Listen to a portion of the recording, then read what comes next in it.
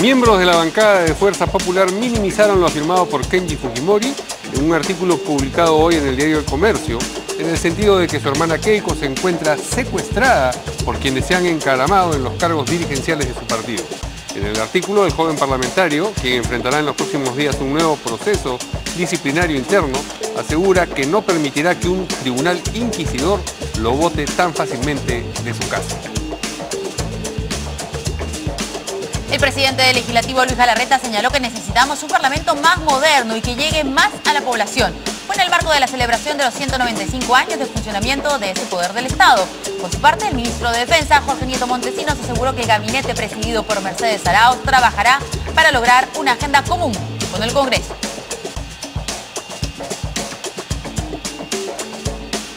Y el Poder Judicial de Piura rechazó el pedido de habeas corpus presentado por el expresidente Humala y su esposa Nadine Heredia, por lo que ambos seguirán con mandato de prisión preventiva. De otro lado, 3 colaboradores eficaces, que formaron parte de la empresa Odebrecht, detallaron cómo negociaron los presuntos sobornos al exgobernador del Cusco, Jorge Acurio, para adjudicarse la vía de evitamiento de esa ciudad. El ministro de Defensa, Jorge Nieto Montesinos, reveló que el sistema de bocinas y altavoces que tiene México para alertar de sismos no podría ser aplicado en el Perú porque hay particularidades en las ubicaciones geográficas que influyen directamente en la emisión de las ondas. En México suman ya 200 los muertos tras el terremoto que remeció ese país.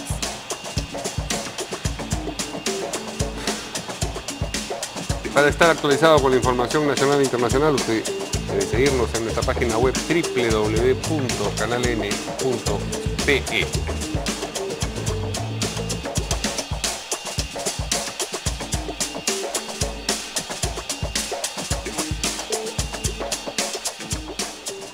¿Qué tal, amigos? ¿Cómo están? Buenas noches, bienvenidos a En Portada. Verónica. ¿Cómo estás? ¿Qué tal, Mario? Muy buenas noches. Vamos a presentar a nuestros invitados, 2 congresistas de la República, Richard Arce, de Nuevo Perú. ¿Ahora sí ya bancada oficial? Sí, formalmente hemos sido reconocidos. Entendemos que sí, todavía no tenemos la definición de comisiones. Oficina. Lo de vocero sí está establecido, ¿no? Es muy importante, la vocería ha participado en la Junta de Portavoces. Por fin podemos participar en la Junta de Portavoces porque podemos discutir la agenda del Parlamento. Es importantísimo la Junta de Portavoces para poder desempeñarnos en la plenitud de nuestros derechos. Muy bien. No solamente con voz, sino también con voto en el Pleno del Congreso. Y hablando de voces, también vamos a presentar al congresista Héctor Becerril. ¿Qué tal? Buenas noches. No, lo digo por lo de... Que es vocero, ¿no? Además de... No, yo decía, porque como ahora está de moda esto, entonces, hablando de voces. Claro. Bueno, Cinta vamos a hablar aislante. De eso de todas maneras. Cinta aislante. Así la conocemos.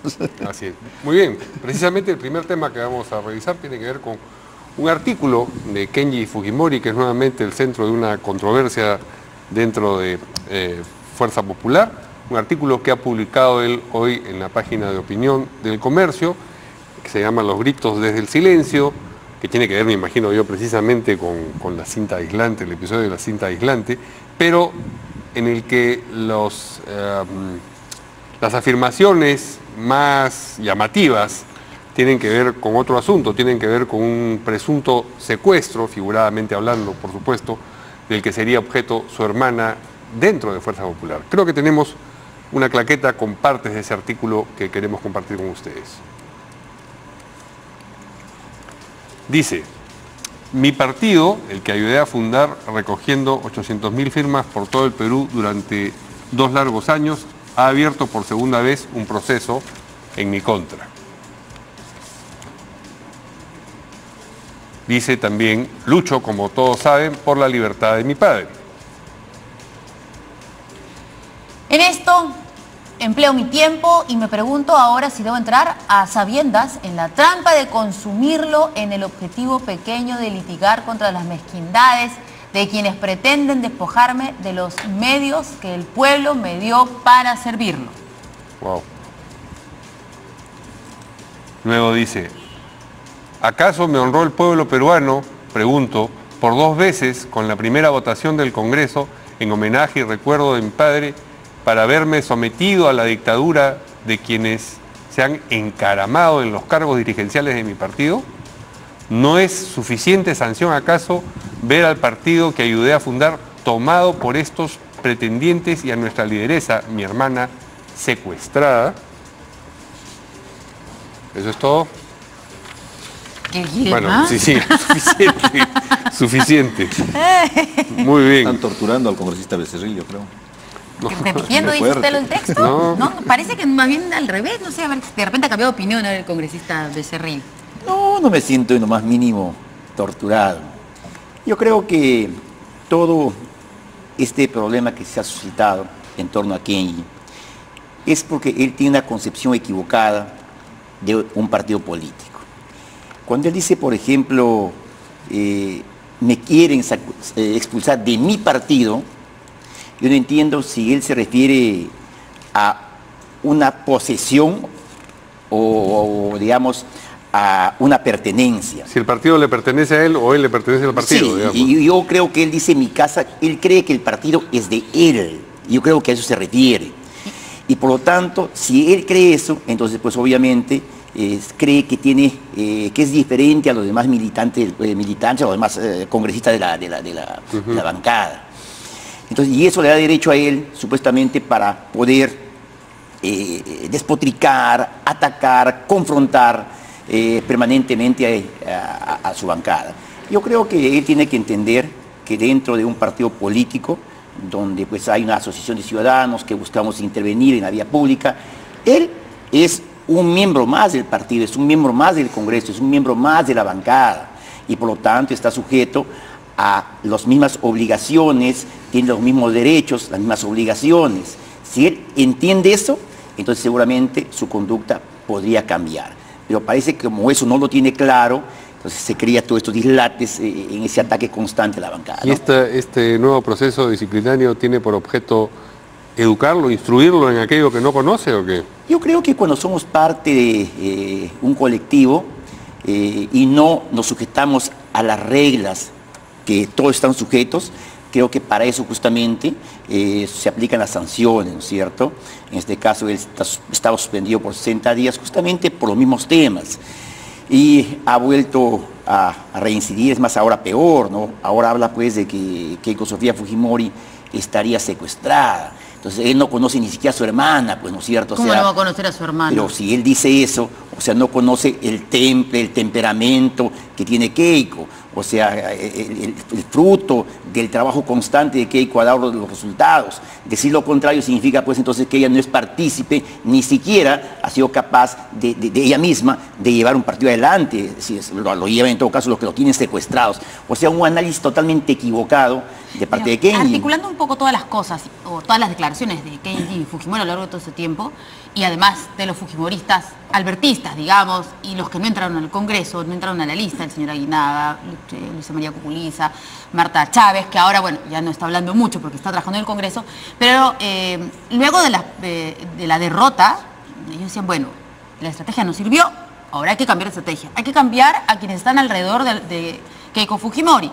Y eso no está sucediendo y aparentemente no va a suceder. Y da la impresión, y Kenji lo ha dicho varias veces, hay que cambiar de estrategia, no sirvió. Fue en la última entrevista que dio a Jaime Daltaus. Y ahora diciendo esto de secuestro, da la impresión que le vendieron a Keiko la idea de que hay que ser fujimoristas sin Alberto Fujimori. Hay que sacar a estos congresistas de la lista congresal y vamos por este lado. Bueno, ya les hiciste caso y no te sirvió. ¿Y ahora por qué no cambias? ¿O está secuestrada? Si bien es cierto, aspiramos a llegar a la presidencia de la República y eso fue el objetivo principal, pero tampoco no podemos soslayar pues el avance permanente y constante que tiene el partido. ¿No ha sido una derrota esta? Si lo vemos en el término de llegar a la presidencia, obviamente no se llegó a ese resultado, mayor. Pero también no hay que soslayar el avance, digamos, que cualquier partido a nivel mundial lo quisiera tener, ir pues de 7 congresistas a 13, a 37, a 73, es un crecimiento exponencial. Entonces decir simplemente no se llegó a la presidencia significa que se fracasó. Yo creo que hay que hacer un balance más concienzudo y creo que vamos en el camino de llegar a la presidencia el año 2021. La vez pasada los cargos, disculpe que estemos concentrados con el congresista Becerril por... Tocamos el tema del Frente Amplio. Todo el programa me dedicaron a... No va a ser todo el programa, pero queremos algunas respuestas que nos puede brindar solamente de fuerza popular y evidentemente tiene todo el derecho para... La vez pasada, los cargos para el proceso disciplinario tenían que ver con lo que había dicho a propósito de no quererse investigar al Sodalicium, lo que le había llamado leones a algunos congresistas. En este caso, ¿cuáles son los cargos específicos que se le hacen? Es una sumatoria de hechos. Por ejemplo, cuando se decidió investigar las violaciones de menores de edad en todo el país en forma general, no solamente como inicialmente se quiso investigar solamente el tema de Sodalicio, esta fue la posición nuestra.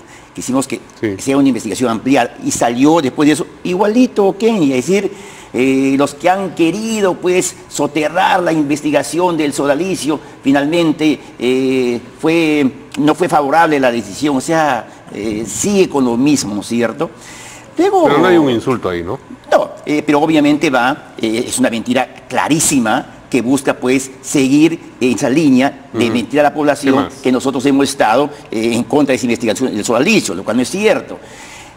Luego también cuando se llevó a cabo, por ejemplo, el cambio de nombre del salón de conferencias de Gustavo Mome por Héroe de la Democracia, que es totalmente razonable, y las fechas que se dieron, también salió pues no a criticar al presidente del Congreso, que eso son las prácticas montesinistas, o sea, en realidad en el tema de este nuevo reglamento del Congreso que se aprobó, que... ¿El voto a favor de la confianza por el gabinete lo cuentan como un cargo más? Si bien es cierto, no sigue la línea del partido en las votaciones, pero eso no ha sido el tema central, porque recordemos incluso que la colega Marta Chávez, muchas veces ella votaba en contra de lo que se había acordado. Por tanto, eso no es obvio ni motivo. Es el cúmulo. ¿No tienen claro el resto de integrantes de la bancada cuáles son los cargos específicos? Solamente las 3 personas que integran esa comisión, porque si no,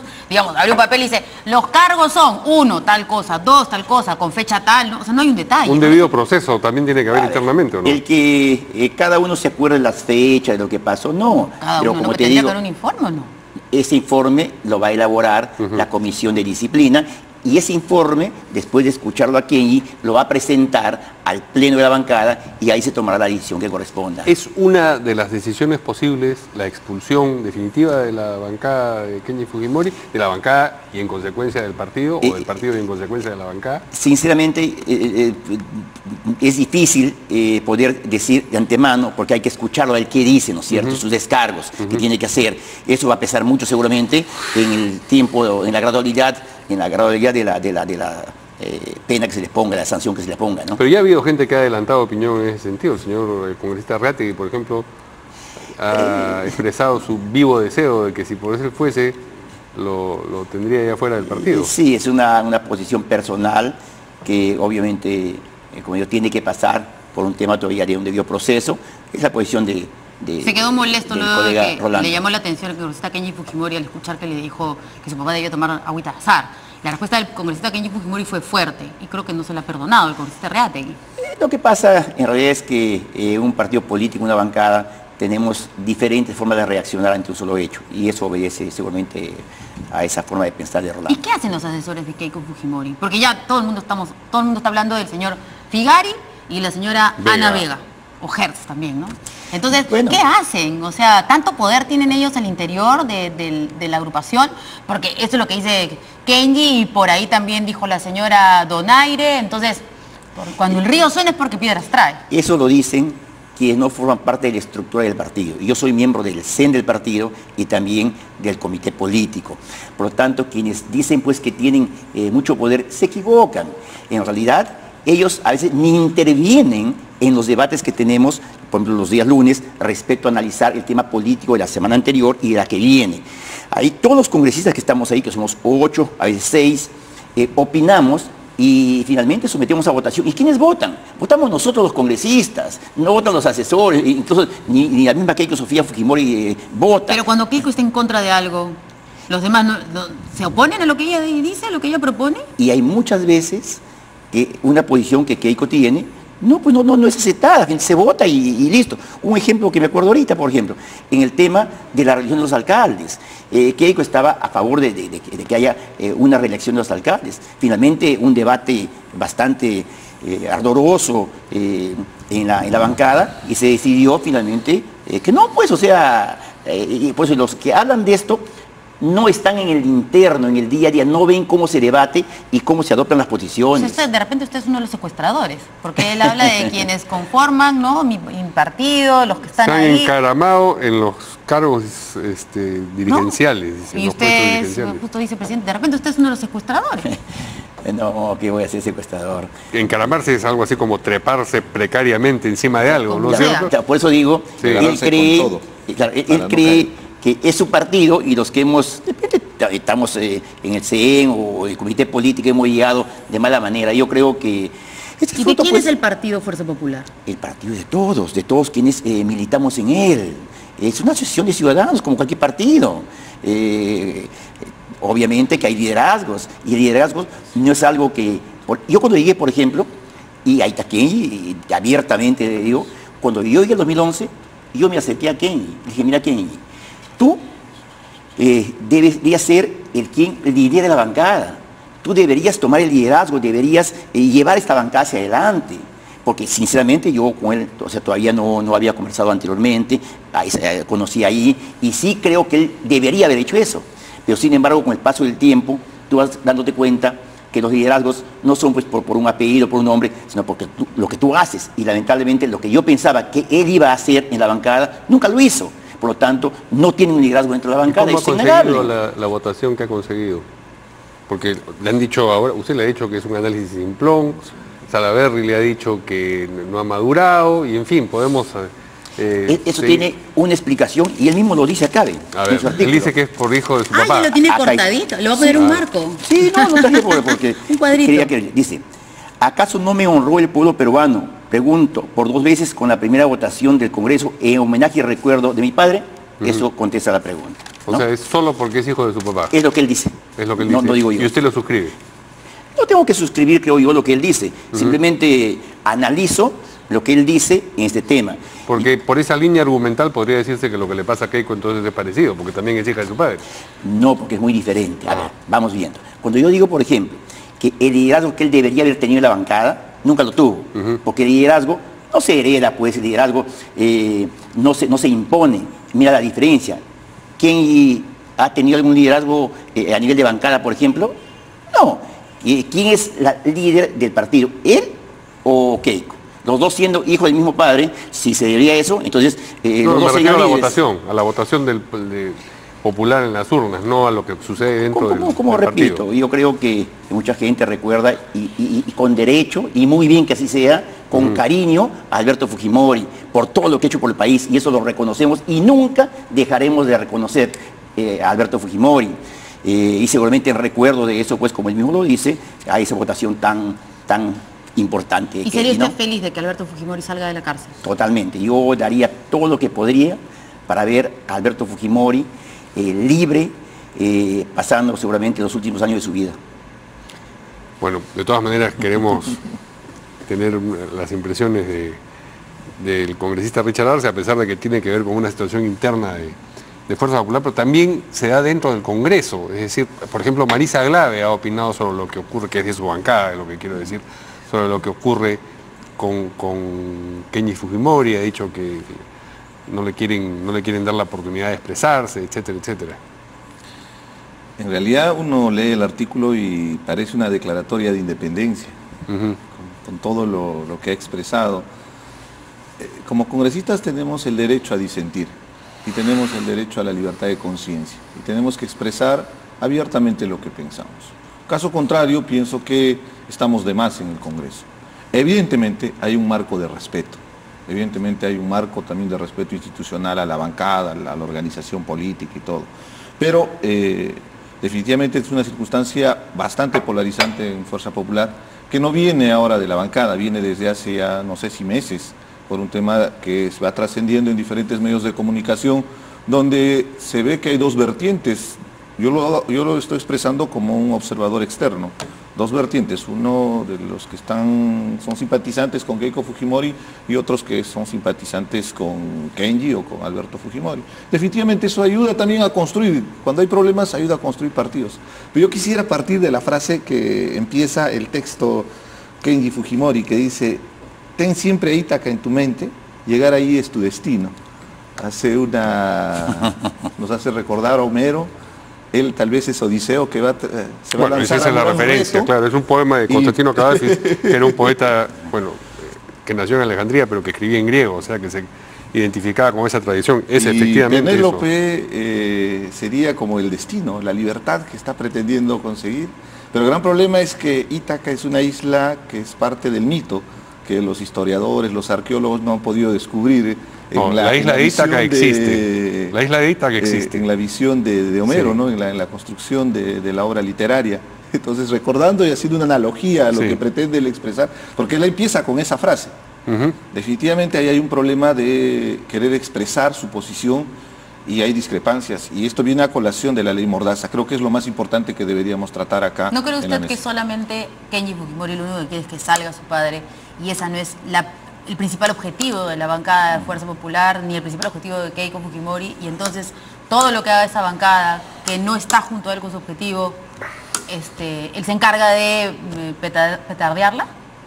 ¿Solamente sea ese? Él lo ha expresado abiertamente, él ha dicho inclusive que la principal motivación que tiene de estar en el Congreso es buscar la libertad de su padre. Exacto. Cosa que es un derecho filial que creo que muchos compartimos en el sentido de lo que entendemos lo que es la familia.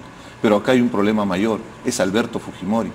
Alberto Fujimori está sentenciado por corrupción y por crímenes que lindan con derechos humanos. Por eso le pregunto, Kenji Fujimori claramente ha dicho: mi objetivo es liberar a mi padre. Y el objetivo de la bancada, como objetivo, no es ese claramente. Estarán contentos, como dice el congresista de Cerril, pero no es el objetivo. Entonces, cualquier cosa que haga la bancada va a servir para que yo vaya en contra de ellos, porque no quieren seguir mi objetivo, ¿o no? Sí, esa es la percepción. En realidad es entonces, como hay una mucho de reacción natural en protesta ante la posición que está teniendo la bancada. Pero entonces no es por la ley Mordaza, lo del sodalicio, sino solamente porque no quieren lo que él quiere. Hay mensajes subliminales que él nos da, por ejemplo, cuando se pone la butapercha en la boca. Evidentemente eso estaba en pleno debate, la ley Mordaza 2. Yo quiero ser muy transparente en este aspecto. Yo no he visto que en 2 días se apruebe un proyecto de ley cuando tenemos demanda de proyectos de ley, por ejemplo, de los pensionistas, que están esperando el sueño de los justos hasta el día de hoy. Y no se trata, no se discute, no se soluciona esos problemas.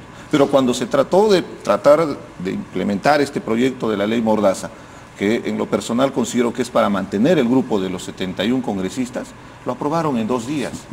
Y lamentablemente esta ley Mordaza conculca una serie de derechos, como el hecho de participar. ¿Pero ustedes están haciendo algo para ir en contra de esta llamada ley Mordaza? Por supuesto, estamos preparando el documento. También 2 días y no han presentado ningún documento en contra. No, es que hay que preparar el sustento legal para presentar al Tribunal. O de verdad les han callado la boca ahora también, al contrario, luego de tener su bancada. No, pero recuerda, el día que se debatió, lo primero que hizo el congresista, el presidente del Congreso, fue mencionar que ya éramos bancada. Es como darnos un caramelito y decir que ya Nuevo Perú está solucionando el problema. Esto no tiene nada que ver con Nuevo Perú, no tiene nada que ver con Richard Arce, no tiene nada que ver con temas personales. Esto tiene que ver con derechos constitucionales de los congresistas, que tenemos toda la libertad para actuar en el Congreso porque representamos a una población. Pero si quiere decir ese tema, bueno, vamos a ese tema, pues a ver. ¿Cómo llegó el Frente Amplio al Congreso? ¿Cómo llegaron? Llegaron encaramados, digamos, con un vientre de alquiler, que fue finalmente el partido de Arana. Y llegaron así con vientre de alquiler. Y obviamente, y una vez que han llegado, ¿qué pasó? Se quisieron apoderar del partido. Le pidieron a Arana que abra los padrones. Cuando él no quiso abrir los padrones, ahí recién ustedes se separan. O sea, llegan invitados y se quieren quedar en la casa. Y finalmente Arana no los permitió, y eso ha sido el disentimiento, y pues se han ido. Las cosas claras. Hay una precisión. Permíteme terminar. Yo quisiera manifestar que respecto al tema que nos trayó a Kenji, no es correcto en realidad, y lo hemos dicho siempre, que se quiera utilizar el poder político para, digamos, un fin particular, en este caso la libertad de Alberto Fujimori. Eso tiene que ir ya sea por el instituto humanitario o por el tema jurisdiccional que estamos accionando. Y acá también Kenji dice, ¿no?, que hay un régimen de terror que mantiene a mis amigos prisioneros. Y eso abona seguramente a lo que el colega Richard se dice, ¿no? Que habría 20, 21, 22, 23 que se irían con él. Pero creo que en política hay que saber leer entre líneas, los gestos, las acciones. La primera sanción a Kenji, pregunto yo, ¿cuántos congresistas votaron en contra de la sanción? Ninguno. Ahora este nuevo proceso ha sido por unanimidad. Cuando, no tiene amigos, cuando la ley Mordaza que dice Richard... ¿No hubo 9 votos en contra de la sanción en la reunión que tuvieron la primera? Esta ha sido por unanimidad. No, pero ahorita dijo que no hubo ninguno. Ninguna en contra. Ha sido 6 abstenciones en el anterior. Ninguna en contra. Claro. A pesar del documento que se filtró de los provincianos. ¿Cierto? Una carta de 21 congresistas que no pidieron que no sea sancionado. Pidieron que finalmente el proceso no se lleve a cabo. O sea, pero no votaron en contra. Así no. Entonces, incluso cuando habla de Mordaza, ¿quién votó en contra? Si hay 21 que querían irse con él, obviamente era que voten en contra de la ley. Todos votaron a favor. El único que votó en contra fue Kenji. Entonces ya vamos terminando, creo yo, con ese mito que va formando, que él tiene 23, 22 que le van a seguir. Eso no es cierto. Y lo decimos quienes estamos adentro y veo los debates que siempre se dan. Además, llamar pues que por ese régimen de terror están secuestrados sus amigos, supuestamente a los amigos que él debe tener, no los deja bien parados. O sea, se acobardan y, digamos, se quedan calladitos y están secuestrados ahí como prisioneros. Eso no es correcto desde ese punto de vista. Yo no creo que ningún congresista que no tiene mandato imperativo esté contento con ese análisis de Kenji, ¿no? Quería hacer una precisión. Sí. El Frente Amplio es una plataforma donde hemos conflusionado diferentes grupos de izquierda. Yo vengo de un movimiento regional y hemos tratado de construir. En su momento, Tierra y Libertad ofreció su plataforma formal, legal, porque tú necesitas una inscripción. ¿Usted se tuvo que inscribir? ¿Perdón?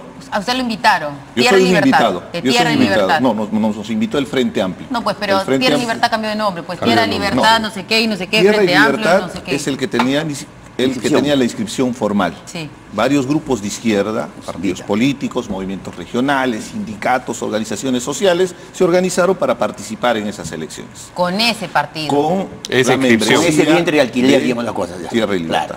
Para construir, ya quisiera ver a los partidos de derecha juntarse en una sola plataforma y pretender postular concertando. Eso no es nada sencillo. Hay diferentes posiciones. Pero y cuando empezamos a hacer el trabajo, con elecciones, lo correcto una vez que llegan, que eso se formalice. Se pulverizan pues como toda la vida. Permítame. Lo correcto era que esto se formalice, que esta conjunción de fuerzas tenga la legalidad y la acreditación. Necesitamos un registro en el Jurado Nacional de Elecciones para participar en una elección. Y evidentemente ahí no nos permitieron y no nos queda otra alternativa. Queremos participar en elecciones. Casi el 18% de la votación obtenida por Verónica Mendoza respalda esa posición de querer construir un partido político y es legítimo. Buscar si no nos permite la legalidad, ¿qué vamos a hacer? ¿Vamos a llegar a una confrontación, a insultarnos, a llegar a extremos? ¿O lo correcto es buscar un camino democrático, en este caso juntar las firmas, a pesar que nos están cambiando las reglas de juego, para poder lograr la inscripción? Esa es la precisión. El Frente Amplio es una plataforma como lo que sucede en el Uruguay. Ahí han logrado conjuncionar 40 organizaciones políticas. Bien, la aspiración es que en el futuro tengamos esa capacidad. Nos hemos alejado un poco de la actualidad. No, está bien, porque efectivamente hubo una alusión. Este artículo ahora va a formar parte de los cargos que le van a hacer a Kenji Fujimori, porque los hace lucir bien poco democráticos, toda la actitud de Kenji Fujimori, hay que decir. Les da, digamos, en una zona, en un nervio un poco sensible. Yo creo que su proceso se le aperturó el día lunes, y hasta lo que pasó el día lunes tiene que estar sometido a proceso disciplinario. Esto de acá ya escapa del por qué se sometió. Entonces, lo de acá es seguramente suma de todas maneras el malestar en la bancada, pero creo que no debe ser tomado en cuenta ya en ese proceso que inició el día lunes. Muy bien. Bueno, vamos a hacer una pausa entonces y regresamos con el siguiente tema, que es, bueno, las declaraciones del presidente del Congreso. Están de aniversario, además, ahí en el Parlamento, 195. La semana pasada fue el Día de la Democracia. También. Hoy el Día del Congreso. Día del Congreso. Vamos a una pausa y volvemos. Lo importante es respetar la pluralidad y la divergencia. Eso creo que es la esencia de la democracia. Volvemos con eso.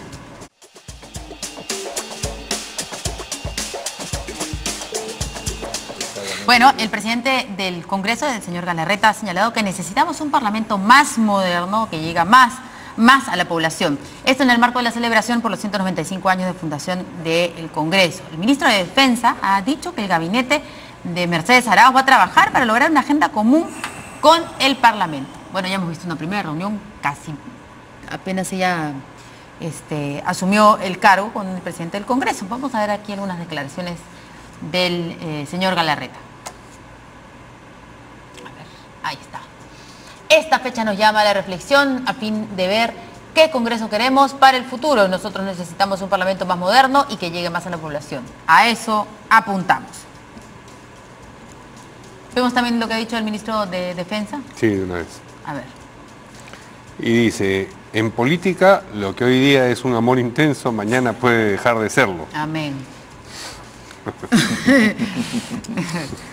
O sea que no se hagan ilusiones, es más o menos lo que está diciendo. Sí. Frase para el Twitter. A ver, vamos a empezar ahora con el congresista Arce. ¿Usted ve que en efecto está encaminada la relación entre el Ejecutivo y el Legislativo a una mejor atmósfera?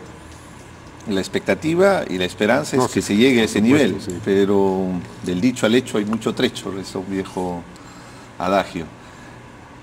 Ha pasado la tempestad, seamos objetivos. En realidad esta renovación del gabinete, con algunos cuestionamientos que puede haber, genera una expectativa natural a la población. Pero eso no es óbice para mostrar nuestra posición crítica respecto al trabajo y al gobierno actual. El Congreso lo que tiene que hacer es contribuir al desarrollo y al funcionamiento de las políticas que lanzan el Ejecutivo. Pero para eso es importante el diálogo. Y por ejemplo, yo soy muy crítico cuando el Ejecutivo menciona permanentemente que en esta gestión del Parlamento los ministros paran más en el Congreso. Eso es saludable, eso es bueno. Y eso permite justamente realizar el control político, la fiscalización que nos corresponde. Ahora bien, tiene que ser bien intencionado, no es para perjudicar el trabajo del Ejecutivo. Hay agendas nacionales pendientes y ahí yo quiero ser crítico, ¿no? Porque, vuelvo a repetir, deberíamos priorizar. Hay muchos temas en agenda nacional que están esperando el sueño de los justos. El tema de las pensiones, el tema de salud, el tema de educación, que se podría abordar y se podría priorizar. Y ahí la tarea está en la mayoría, en el fujimorismo. Entonces la exhortación es que pensemos en el país más allá del tema del interés político partidario. Eso nos va a ayudar a tener una mejor sintonía con la población y eso ayudaría a mejorar también nuestra imagen. Hemos bajado en la percepción porcentual, estamos casi al mismo nivel que el presidente. Históricamente el Congreso siempre ha tenido una baja percepción, pero creo que este Congreso ha mejorado el nivel del debate y tiene ese gran reto. Y el fujimorismo tiene esa gran responsabilidad, el tener la mayoría, porque son ellos los que ponen la agenda que se va a priorizar y los proyectos de ley que deberían ser los que demanda la población. Hay una serie de conflictos sociales a nivel nacional que están en diferente estado de latencia, hay que estar atentos y podemos atender y solucionar si hacemos una coordinación mucho más estrecha entre el Ejecutivo y el Legislativo. Pero del dicho al hecho, vayamos a cosas concretas, ¿no? ¿Ya levantan el voto de confianza? Si ya votaron en AMPAR, supongo que van a votar. Estamos discutiendo ahí la predisposición. Yo te podría dar mi apreciación personal, definitivamente, porque creemos en la gobernabilidad. Con el voto de confianza, el gabinete Zavala, usted dijo, vamos a votar en AMPAR. Porque hay algo muy importante, la gobernabilidad del país. Cuando llega a estos extremos donde el Ejecutivo y el Legislativo saca la fuerza para ver quién tiene más peso, quién tiene los colmillos más grandes, lo único que afectan es al país. Estamos en una situación bastante difícil en el tema económico, necesitamos la reconstrucción nacional y eso requiere que los temas políticos, los temas sociales estén estables para que convoquen a las inversiones. ¿Le daría el voto de confianza, Mercedes? Sí, o sea, en lo personal, pero todavía no tenemos una decisión como bancada respetando la institucionalidad política y justamente de las bancadas dentro del Congreso de la República. Cuéntenos, congresista, en la circunstancia de que se haya repetido una gran cantidad de ministros en sus mismas carteras, ¿va a suponer un problema para que ustedes le den la confianza a este nuevo gabinete? Porque hubo congresistas de su bancada, empezando por el presidente del Congreso, que dijeron que eso no podía suceder. Sí, no hay que dejar de lado que creo que todos los constitucionalistas y que conocen este tema hemos coincidido de que acá en la Constitución sí hay un vacío respecto a ello. Y un vacío que, si bien no está en la Constitución, debería haber estado en las leyes de desarrollo constitucional. Haciendo la salvedad que hay ese vacío, yo creo que debería llenarse dejando la potestad de que el presidente de la República tenga la prerrogativa, finalmente, de elegir a sus ministros. Por lo tanto, creo que... No va a ser un problema. No va a ser un problema. Yo creo que además los cambios que se han dado son cambios importantes. En educación, ¿quién puede negar, por ejemplo, que Ariel Wexler es una de las personas que más conoce del tema educativo? Él no solamente ha sido 2 gobiernos viceministro, sino que si en el Perú vamos a hablar de meritocracia en educación, ¿quién comenzó este tema? Fue justamente Ariel Wexler. Ahí se creó la carrera pública magisterial que hablaba de los escalafones en base a la capacitación para ir, digamos, aumentando, pasando de un escalafón a otro con el incremento salarial. Es importante. Pero había una crítica, ¿no?, respecto a lo que él estuvo comentando y estuvo publicando previo a asumir esta responsabilidad, que era bastante crítico con la política educativa.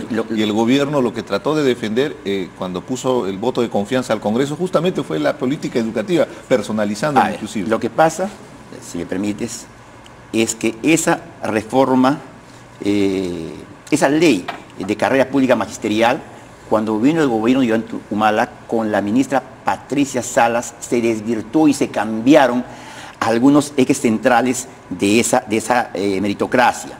Incluso antes era solamente meritocracia, acá ya se hablaba de que también evaluación para el mantenimiento del maestro en los centros educativos, ¿correcto? Ese fue un cambio que hubo. Sin embargo, yo creo que él ha sido un maestro, es el que más conoce. En tema de salud, por ejemplo, lamentablemente, durante los 14 meses que hemos tenido, no se ha podido dar solución a los temas centrales. Por ejemplo, el hacinamiento de los hospitales. En los hospitales, hasta ahora, no hay medicamentos, 20-30% de abastecimiento, un 70%, 80% de desabastecimiento. No hay reactivos ni siquiera para hacer análisis de glucosa. Los equipos están averiados y ahí los dejan, justamente ¿por qué?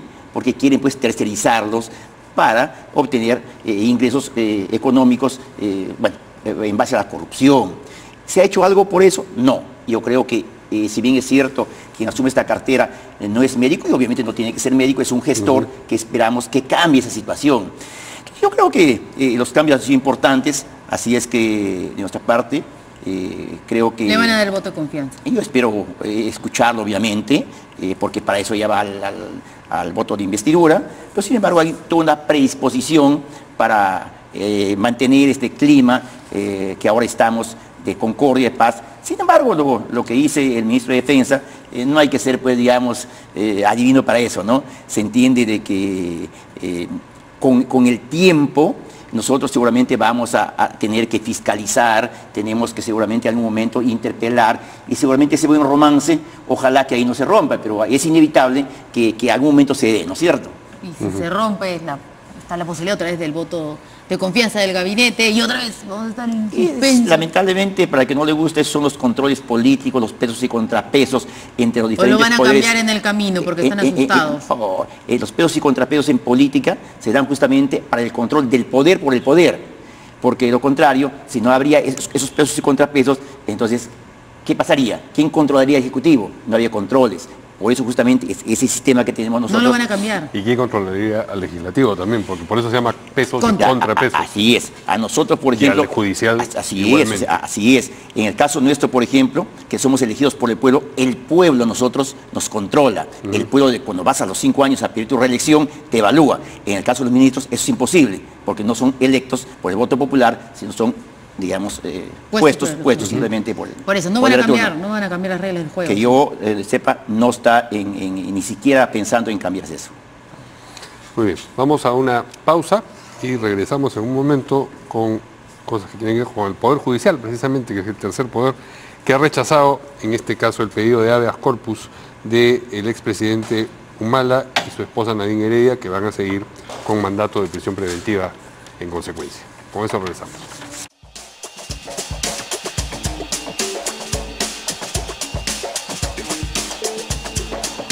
Muy bien, el Poder Judicial en Piura ha rechazado el pedido de habeas corpus, colocado precisamente ahí, y presentado por la defensa del expresidente Humala y la de su esposa Nadine Heredia, y en consecuencia, al ser rechazado este pedido de habeas corpus, ellos dos van a seguir con el mandato de prisión preventiva y la prisión preventiva efectiva. Vamos a detenernos primero en esta primera parte de la noticia para comentarla. ¿Qué dice el congresista Sí, Becerril? yo creo que era previsible que no se dé, pues, no se acepte, bueno, se aceptó, pero que el fallo no sea favorable a liberar a Ollantumala y a Nadine Heredia. Yo creo que los cargos que pesan contra ellos, y cada día que pasa se descubre mucho más indicios, y ya prácticamente verdades, certezas respecto a las grandes coimas que ellos han recibido durante su mandato. Hoy día justamente estábamos con Juan Mendoza en la Comisión de Fiscalización y él decía que el año 2014, a nivel de toda la historia de la República, es lo más lesivo que ha habido en contrataciones del Estado o en acciones públicos privadas. Y claro, si analizamos, por ejemplo, las diferentes obras que se hicieron en esa etapa de gobierno, con cuánto comenzó, por ejemplo, el presupuesto inicial y a cuánto subió, es catastrófico, ¿no es cierto? Así es que yo creo que ellos van a seguir en prisión y seguramente después de esta prisión preventiva, ojalá durante ese tiempo puedan ser sentenciados, porque tampoco no es correcto pues que estén tanto tiempo con prisión preventiva, a veces pasa 18 meses más, 3 años, y el Poder Judicial, el Ministerio Público no sentencian, y eso no es correcto. Ojalá que con todas las pruebas que hay puedan acelerar el proceso ya en el Poder Judicial y finalmente sean sentenciados pues de acuerdo a lo que ameritan los graves casos de corrupción, tanto de Ollanta como de Nadine Heredia y seguramente otros funcionarios también de ese gobierno. Están en su derecho para presentar este recurso de habeas corpus y es el Poder Judicial el que emite la resolución. Lo que tal vez podría sorprender a la población, no soy abogado para explicar, pero siempre presentan los habeas corpus en otras jurisdicciones que no correspondan. Entonces, bueno, van tocando puertas aparentemente, ¿no? Y tengo entendido que no es el único habeas corpus que han presentado. Es el segundo. En Arequipa presentaron otros. Entonces, sí. Bueno, es parte de la estrategia legal que tienen ellos para defender su derecho de no estar en prisión, pero acá hay un trasfondo que es todo este tema del lavallato, que cada día vamos descubriendo de a poquito. Eso es lo que a mí me sorprende bastante, porque deberíamos tener ya acceso a la información, porque pienso que las personas que están involucradas, por un lado, estarán evadiendo su responsabilidad, como en el caso de Toledo, fugarse del país o haciendo desaparecer las evidencias. Pero bueno, es tema y responsabilidad del Poder Judicial y sobre todo del Ministerio Público. Con respecto a Ollantumala y Nadine Heredia, considero que ellos no habían previsto este escenario y esta circunstancia de estar 2 meses ya en prisión, porque cuando se entregaron había la percepción, es algo personal, pero que muchas personas coinciden conmigo, en el hecho de que iban a salir inmediatamente. Entonces la estrategia legal les ha salido mal. Pero es evidente, porque hay indicios que los involucran. El tema de las agendas es contundente. O sea, las agendas nos ha permitido demostrar muchas de las suposiciones que se hacían respecto a los movimientos de dinero. Y lo más grave, financiamiento de campaña y dinero que ha sido utilizado para beneficio personal. Entonces, evidentemente la población, viendo esta circunstancia, ve con satisfacción, porque siempre hay el aura de la impunidad. En otros casos, el tema del gobierno de Alan García, el tema de Alejandro Toledo, que está en los Estados Unidos, se percibe y se siente la impunidad frente a actos evidentes donde este conglomerado de empresas, este cártel, Lavallato, donde está Odebrecht y todas estas empresas, han demostrado que han entregado dineros para conseguir licitaciones para perjudicar al Estado peruano. Yo creo que cuando Roy Gates renunció a ser abogado, es cuando yo sentí que ya la suerte estaba echada, porque justamente ahí ya comenzó la delación tanto de Marcelo Odebrecht como de Barata, y ya comenzaron ellos a declarar. Y las declaraciones son contundentes, o sea, acá podría decirse, pues de repente un intermediario dijo, no, acá los mismos funcionarios de la empresa, quienes prácticamente directamente han negociado y han dado el dinero, han declarado. Y por lo demás, también esos indicios está corroborado como una confesión de parte en las agendas. O sea que acá en realidad no hay mucho que hurgar. Pues a mí me llama mucho la atención cuando el Ministerio Público y el Poder Judicial, en este caso, se demoran en forma excesiva. Por ejemplo, en el caso de Alejandro Toledo. Permíteme hacer esa acotación. El círculo se ha cerrado. Sabemos quién dio el dinero, cuál fue la ruta de ahí del dinero, la ruta cómo regresó al país, todo está corroborado. Es más, con lo que ya Maiman declaró, por ejemplo, ¿por qué se nos hace tan difícil la extradición? ¿Por qué siguen en el lío del Ministerio Público con Poder Judicial sin ponerse de acuerdo? A veces creo que hasta juegan en pared para evitar la extradición, porque obviamente hay que entender también de que el mismo presidente de la República también está inmerso en esas investigaciones. No olvidemos de que en la interoceánica él ha sido... ¿Lo está acusando de algo el presidente? Él ha sido, por lo menos de indicios, él ha sido presidente de Proinversión, además ministro de Economía y Finanzas. Y lo que han dicho los testigos que han ido a la Comisión Lavallato ha sido clarísimo, que él ha tenido a su cargo todo este proceso. Claro, pero no lance indirectas, pues, congresista. O sea, si usted quiere hacer una acusación contra el presidente de la República, diga, pues acúselo. Porque lo que está diciendo es que no lo quieren traer porque al presidente no le conviene que Alejandro Toledo esté acá porque lo puede sindicar de algo. Yo he dicho clarísimo y siempre hablo claro. Tengo la idea a veces cuando pasa esto, de que entre el Ministerio Público y el Poder Judicial podría hasta estar jugándose en pared.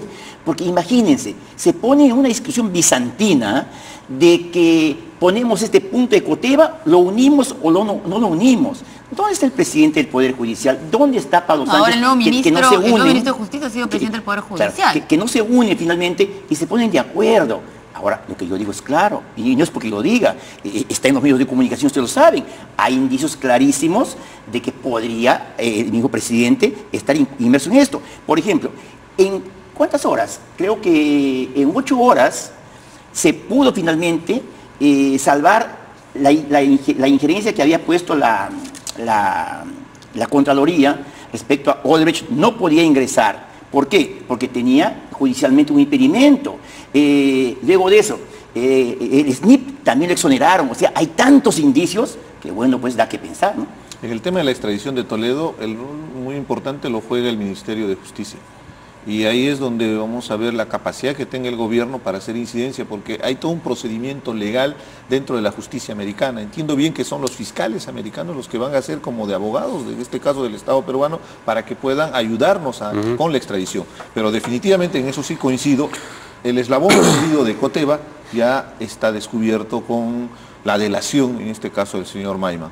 Y está todo comprobado por dónde circuló el dinero y sobre todo los beneficios personales que tuvo el señor Alejandro Toledo. Solo con la anécdota, hay que recordar que toda esta historia de Coteva nace en una denuncia del corredor que es no le habían pagado la comisión por $2.000, $3.000, porque fue directamente a comprar la casa de las Casuarinas y no quiso pagarlo, lo puenteó en otras palabras, no quiso pagarlo al funcionario. Él se quejó a la prensa para que le hagan el pago y ahí es donde la prensa prende las alertas y preguntan por qué está comprando una señora de más de 80 años, una octogenaria.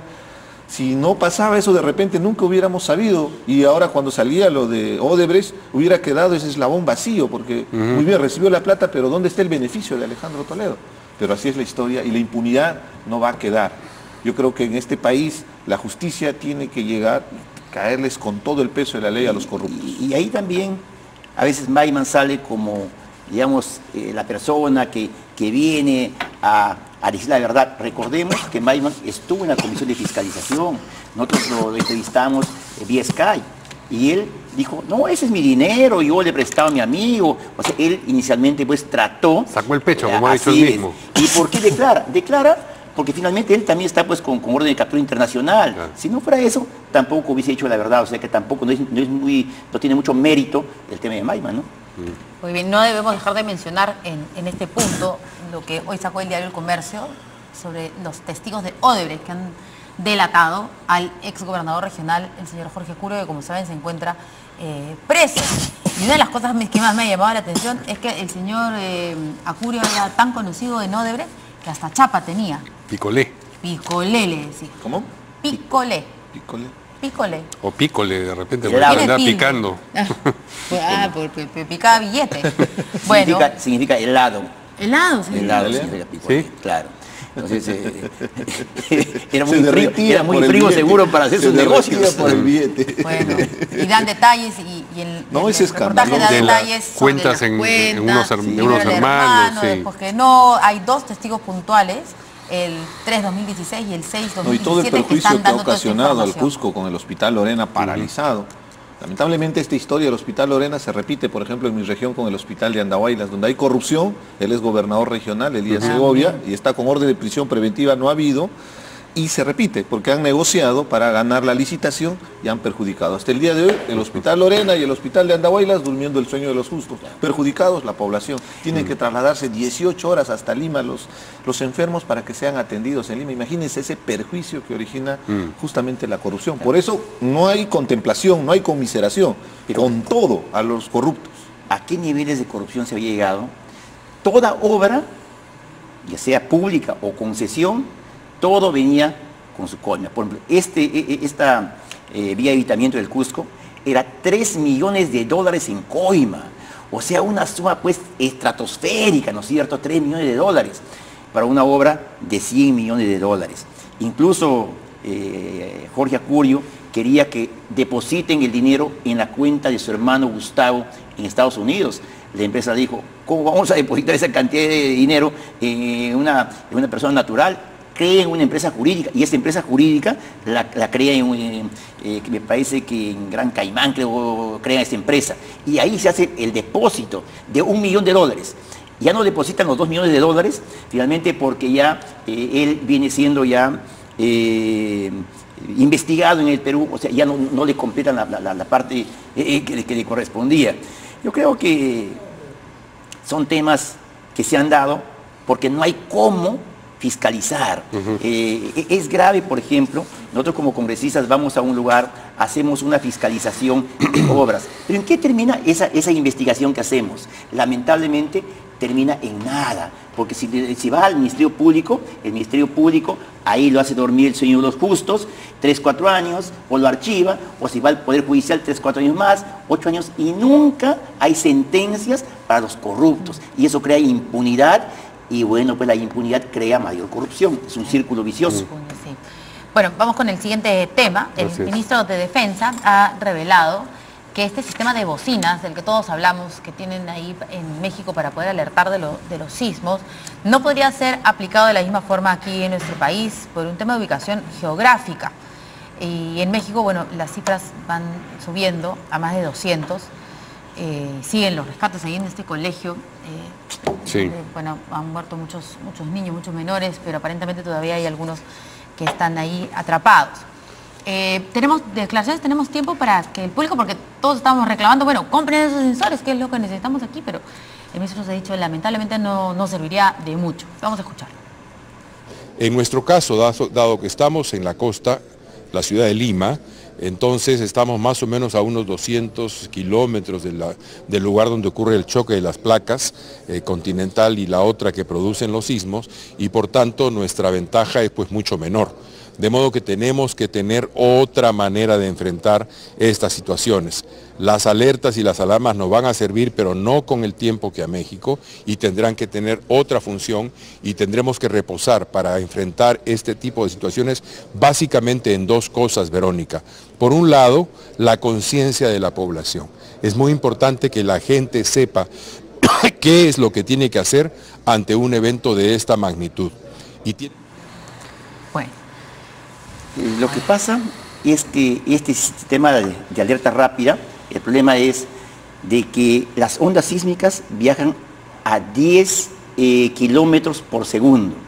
En México, el epicentro supuestamente de donde se inició el terremoto está a 600 kilómetros. Tiene más o menos 60 segundos para alertarse. Acá en el Perú generalmente está a 200 kilómetros. Tendríamos 20 segundos nada más para alertarnos. O sea, es muy pequeño el tiempo para esa alerta rápida. Y eso este último terremoto de México, el epicentro fue más cercano. Así es. De hecho, fue casi en paralelo estas alarmas fue menor, con el remesón. 7.1, ¿no? Sí. 7.1. El anterior fue mucho mayor, pero fue en el mar. Esa fue la diferencia y por eso se sintió más, y el desastre, claro, y la cantidad de muertos, ¿no? Pero acá lo que se trata es de ver si en el Perú se puede instalar esos sistemas de alerta, ¿no es cierto? Para que no nos coge desprevenidos, por lo menos en 60 segundos, tú de repente hasta puedes salir de tu casa, de un edificio. Pero en este caso en el Perú es complicado porque vamos a tener menor tiempo, y mientras más cerca esté el epicentro, digamos, de una ciudad donde tiene edificios altos, qué sé yo, es mucho más complicado poder tener el tiempo suficiente para poder ponernos a buen recaudo, ¿no? Tenemos que aprender de las experiencias, y hay países como el Japón, que podría ser el país modelo en temas de prevención de desastres naturales, sobre todo con el tema de terremotos, para poder implementarlos en nuestro país. El tema es tan delicado por el problema sísmico que existe en el país. Hemos vivido lo de Arequipa, hemos vivido hace poco lo de Pisco, en el año 74, creo que fue uno de los terremotos más fuertes. Eso no nos exime que de repente el día de mañana tengamos ese problema. Hay que estar preparados como sociedad, a las familias, las recomendaciones que nos da Defensa Civil, hay que estar muy atentos. Los simulacros son vitales para poder identificar los puntos donde tenemos que movernos a la hora de un terremoto. Es difícil estar tranquilo en una situación extrema. Escuchaba hace un rato la conversación, imagínate, habría un terremoto, es difícil mantener la calma, depende mucho de la inteligencia emocional, pero en una circunstancia de esa naturaleza no va a haber ni siquiera inteligencia emocional. Pues acá nomás los tachos acá encima de la cabeza. Ustedes que no pueden moverse, nosotros salimos corriendo rápido, ustedes tienen que... Nos quedamos hasta las últimas consecuencias. Te quedarás hasta las últimas consecuencias. Bueno, ahora nos reímos, ¿no? Pero ojalá que podamos todos participar de este simulacro que se viene a final de la quincena de octubre, el 12 de octubre. Pero el hacinamiento es el gran problema en la ciudad de Lima. Desaparecen barrios altos, el Cerro San Cosme, los cerros que están ahí hacinados, que se han construido sin ninguna planificación, sin ningún ordenamiento. Y las autoridades están de espaldas a eso. Verónica, catastro es muy importante. Cuando hubo el problema en Pisco, no se tenía un catastro para saber a cuántas familias atender, cómo coberturar el servicio. Es vital y es responsabilidad de los municipios. Tenemos que hacer mayor presión para exigir que los municipios levanten catastro. De esa manera saber cómo atender y con qué recursos abordar el problema. Muy bien. Muchas gracias a nuestros invitados. Gracias. Buenas noches, nos vemos mañana. ¿Regresan al pleno? Sí, claro. Muy bien. A seguir trabajando. A cumplir nuestro trabajo. Está bueno. Bien, se quedan con primero a las 8.